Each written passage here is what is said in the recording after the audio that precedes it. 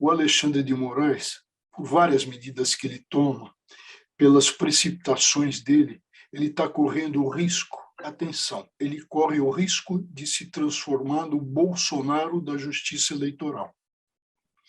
Ele sabe plenamente, como Josias destacou, que a guerra está perdida. O que ele faz? Ele deveria reforçar a justiça eleitoral, porque o que acontece, todo mundo sabe, terminada a eleição, todos os fatos graves, crimes, vão ficar em inquéritos, que quase nunca viram processos criminais. E quando viram, ocorre prescrição. Quer dizer, se a justiça eleitoral não pode atuar, porque ela depende de provocação, como você lembrou lá atrás, Fabíola, se ela não pode atuar e o desastre acontece, ela pode reparar com o direito de resposta, mas pode reprimir depois do crime pelos processos criminais que ela não faz, até porque não tem quadro de juízes próprios. Então, esse é o grave problema. E o Alexandre de Moraes, esta semana, atenção, segunda-feira, promoveu uma censura prévia, e eu me refiro ao caso Jovem Pan. Ele também exagera quando age de ofício. Então, ele invoca sempre um poder de polícia, um poder de fiscalização. Mas, veja, há necessidade de provocação. Por quê? Porque até todo mundo sabe, está no popular, quem cala consente, quem não reclama é que está satisfeito. Então, essa história de agir de ofício, com poder de polícia, a título de fiscalização, que vai ser decidido hoje no tribunal, é uma coisa perigosa. Perigosa e um acréscimo com o Moraes, que tem cabeça de promotor e não tem cabeça de magistrado.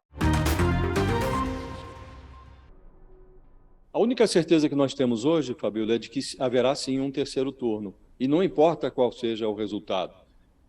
Nós vamos, no dia 30 de outubro, o Brasil vai escolher um vencedor, mas não vai escolher um presidente capaz de unificar a nação, que está muito dividida. Isso não vai acontecer. Então, o terceiro turno é inevitável e será um terceiro turno que terá uma duração de 4 anos. Então, nós vamos ter... ainda que suponha que se o Bolsonaro perder, a contestação judicial ela é certa como o nascer do sol a cada manhã. E, muito provavelmente, será engavetada. O TSE, a Justiça Eleitoral, vai demorar a julgar e, quando julgar, vai arquivar o caso. Mas vai ficar aquele tumulto, aquela conturbação. Se o Lula perde a eleição, talvez não conteste judicialmente, mas pode haver também uma contestação. Vai dizer que houve muita fake news e tal, pode haver. Mas, independentemente de contestações judiciais, o que nós vamos ter é um terceiro turno, porque o lado perdedor vai infernizar o governo durante 4 anos. E isto vai criar no Brasil algo que a gente pode chamar de uma oposição extraparlamentar. Além do jogo bruto que vai ocorrer no Legislativo, com esquerda de um lado, direita do outro, e o centrão ganhando dinheiro com a divergência dos dois lados, cobrando caro para servir como fiel da balança no Legislativo, além dessa conturbação, nós vamos ter uma oposição extraparlamentar, vencendo Lula ou vencendo Bolsonaro.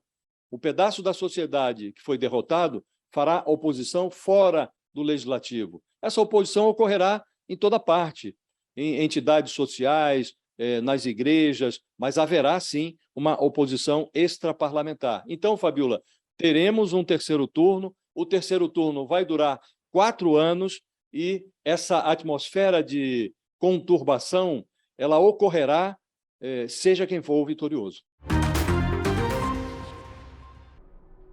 Se nós observamos a pesquisa com os rigores que a pesquisa nos pede que sejam observados, eles estão em situação de empate técnico. Essa nova rodada do Datafolha levou uma empolgação ali à cúpula da campanha do Bolsonaro. E esse entusiasmo se deve ao fato de que, pela primeira vez, o Datafolha coloca o Lula e o Bolsonaro numa situação de empate técnico. São 4 pontos percentuais, separando os dois, e a margem de erro da pesquisa é de 2 pontos, para mais, para menos. Então, numa situação hipotética em que o Lula estivesse no piso da margem de erro e o Bolsonaro estivesse roçando o teto da margem de erro, os dois estariam empatados. Quando esse encontro estatístico ocorre assim, nos extremos do intervalo de segurança da pesquisa, o Datafolha considera que a hipótese do empate é menos provável. Então, estatisticamente, é menos provável que eles estejam empatados, mas não se elimina a hipótese de estarem, sim, empatados. O rigor técnico não atenuou a excitação do staff bolsonarista. Em tom de ironia, um dos operadores políticos do Bolsonaro me dizia ontem que o Datafolha e outros institutos começam a ajustar os seus números à realidade. E aí ele dizia, olha, aos poucos o Datapovo vai se impondo. Tudo isso é uma grande balela. Agora, o fato concreto é que pesquisa após pesquisa, em diferentes institutos, o Bolsonaro vai se aproximando do Lula muito lentamente. O Lula se mantém estável numa evidência de que o Bolsonaro não está, por hora, roubando votos do Lula. Está crescendo ali em cima de indecisos, em cima de pessoas que eventualmente votariam branco ou nulo, mas está se aproximando. 2 indicadores foram especialmente celebrados no comitê do Bolsonaro. Entre os eleitores que recebem o Auxílio Brasil, a vantagem do Lula sobre o Bolsonaro despencou 13 pontos em 5 dias. Então, nesse nicho, o Lula caiu de 62 para 56, o Bolsonaro subiu de 33 para 40.